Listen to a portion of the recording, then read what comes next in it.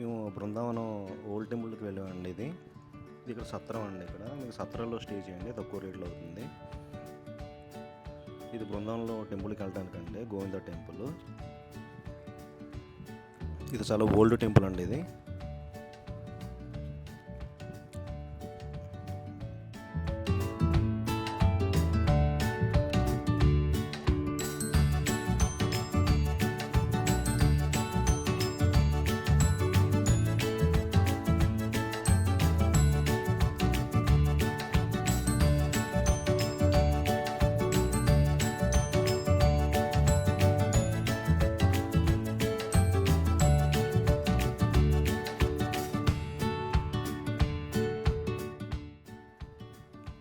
ఇది చాలా బాగుంది కదండి. ఇది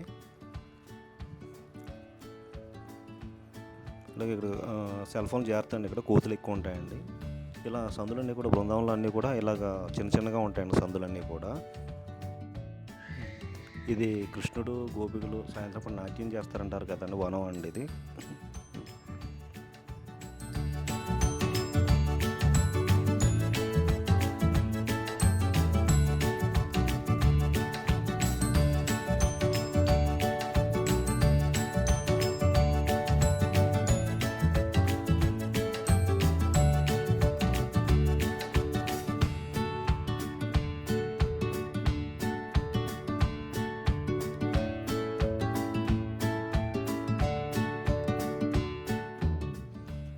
ఈ గోపికలు అందరూ కూడా ఈ చెట్ల రూపంలో ఉంటారు. సాయంత్రం అప్పుడు వచ్చి నాట్యం చేసి మళ్ళీ ఇలా చెట్ల కింద మాత్రం జనాల నమ్మకం అండి ఇది.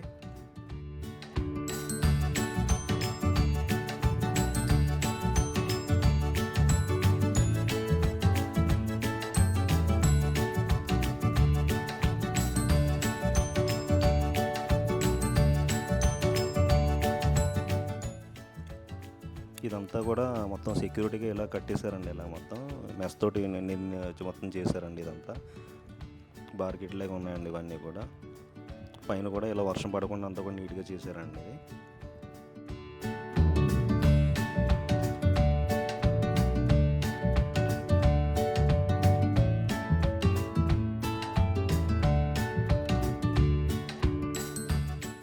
ఈ బృందావనంలో మట్టిని తాకిన ఆహారం కూడా చాలా పుణ్యం అంటారండి. అది మర్చిపోకండి.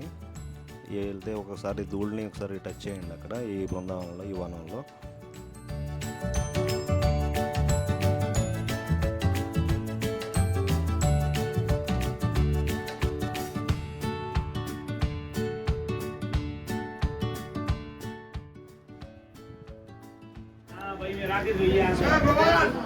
ఈ దర్శనం అయిన తర్వాత ఇలా ఎదరకొస్తే ఇక్కడ బావి కింద ఉంటుందండి. ఇలాగా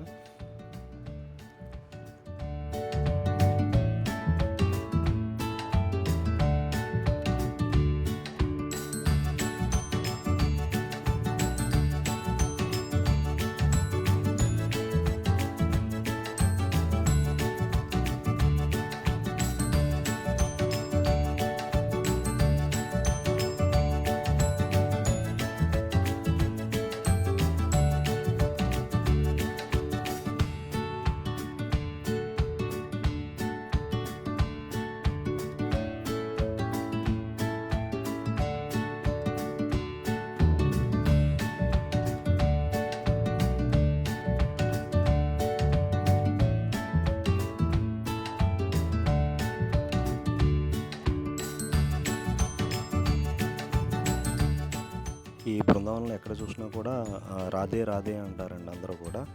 అలాగే జపం చేస్తూ ఉంటారు, అలాగే పూజ చేస్తూ ఉంటారు అందరూ కూడా.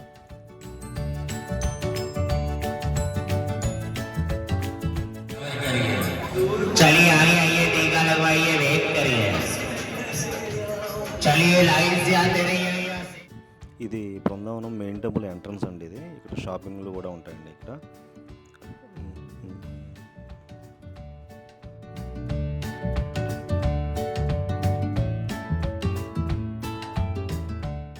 ఇదేనండి బృందావనంలో బాగా మెయిన్ టెంపుల్. బాగా పురాతనమైందండి ఇది, ఓల్డ్. ఇది బాగా అసలు డిజైన్స్ ఆర్కిటెక్చర్ కానీ చాలా బాగుందండి. అసలు ఎంట్రన్స్ అయితే ఇంకా అసలు అదిరిపోయింది, చాలా బాగుంది. ఇది గోపురం అండి. ఇది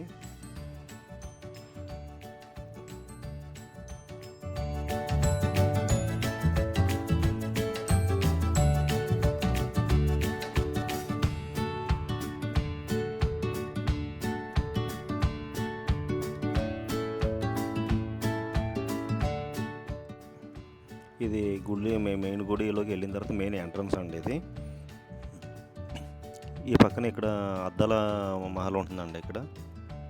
అది చూడండి, 5 రూపీస్ ఎంత ఉంటుంది టికెట్.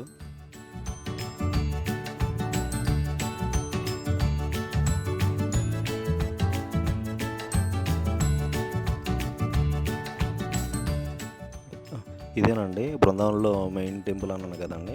విగ్రహం ఇలానే ఉంటుంది ఇది. సోమవారం ఇలాగ దర్శనమిస్తారండి, ఇలాగ ఈ రూపంలో.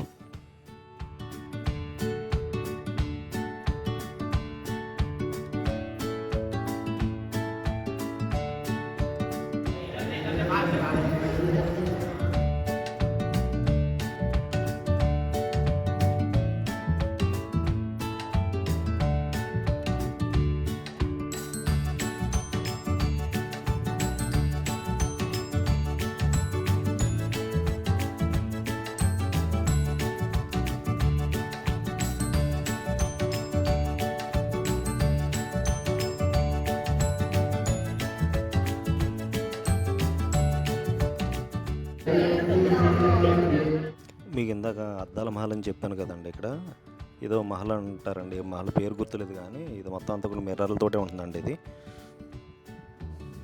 మిర్రర్లు మొత్తం అన్నిటిలో కూడా మొత్తం దేవుళ్ళు ఉంటారండి, వాళ్ళ ప్రతిరూపాలన్నీ కూడా. చాలా బాగుందండి ఇది. కృష్ణుడు అలాగే రుక్మిణి.